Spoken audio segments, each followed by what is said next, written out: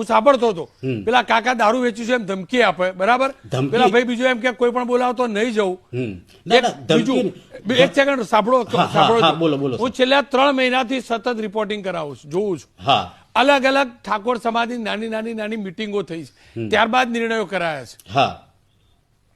બરાબર, તો ધમકી કેમ આપે પેલા ભાઈ દારૂ વેચવાની? ધમકી નથી આપી. એ કાકા પોતે બનાસકાંઠામાંથી આવેલા હતા. 12 લાખ રૂપિયા વ્યાજવા લાઈને એમના દીકરા માટે સાઉન્ડ સિસ્ટમ લાવેલી છે. હા, બોલો. પણ દારૂ વેચવાની ધમકી કેવી? દારૂ વેચવાની ધમકી, ધંધો કરશું શું? ધમકી નથી આપી એમને. પ્લે કરાવડાવું, પ્લે કરાવડાવ્યું અમે દારૂ વેચીશું. બીજું વેચીશું નહીં. હવે એક સેકન્ડ સાંભળો. તમારો વિરોધ ગેનીબેન પૂરતો છે, કોંગ્રેસ માટે છે કે પોલિટિકલ છે? કારણ કે મેં એ સાંભળ્યા કે કોંગ્રેસના મત નહીં આપવાના, ગેનીબેનને નહીં આપવાના. એ મંચ ઉપર અલ્પેશ ઠાકોર પણ હતા, સ્વરૂપસિંહ પણ હતા.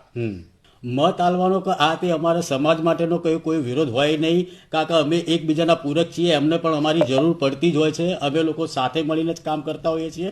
પણ આ જે 2 પૈસા જ્યારે અમારે કમાવાના આવે ત્યારે એમને આ બંધો